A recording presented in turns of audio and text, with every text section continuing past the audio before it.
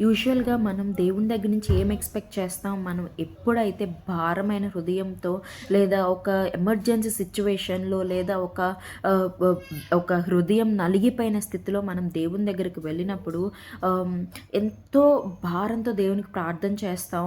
And we expect God వెంటనే నాకు help కావాలి దేవా! ఈ టైంలోనే ఇప్పుడే నాకు కావాలని చెప్పేసి మనం అడుగుతూ ఉంటాం. అట్లనే దేవుని కూడా మనం మనం ఊహించిన రీతిగానే, మనం అడిగిన రీతిగానే దేవుడు కూడా ఆయన timely help, timely response right టైంలో ఆయన మనకి ఇస్తూ ఉంటాడు.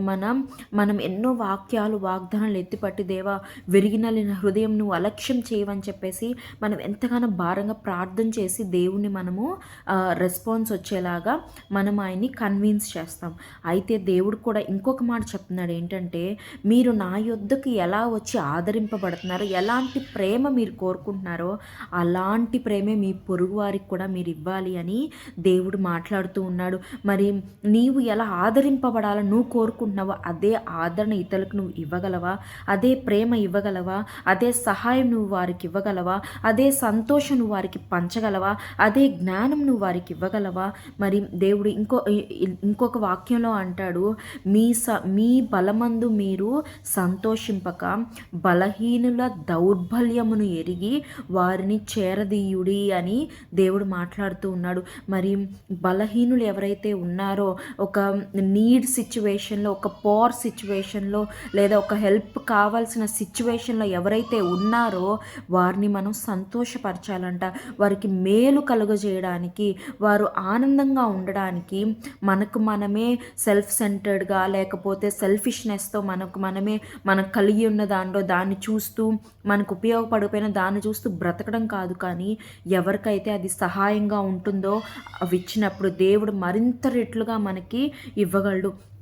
మరి అది ఏ విషయంలో అయినా దేవుడి నుంచి ఏ విషయాలు నువ్వు ఎక్స్పెక్ట్ చేస్తున్నావో అయ్యే విషయాల్లో కూడా దేవుడు నిన్ను ఉదారత కలిగి ఉంటున్నాడు. నీ పొరుగువారి పట్ల, నీ బంధుమిత్రుల పట్ల, నీ స్నేహితుల పట్ల, నీతో పాటు జీవించే మనుషుల పట్ల నువ్వు ఏ ఉదారత అయితే నీవు కావాలని కోరుకుంటున్నావో అదే ఉదార స్వభావం నీ నుంచి నీ పొరుగువానికి ఉండాలని దేవుడు ఇవాళ నీతో మాట్లాడుతున్నాడు. కనుక నువ్వు ఈ మాటలు విన్నప్పుడు నువ్వు కూడా ఒక దృఢ సంకల్పం తీసుకో.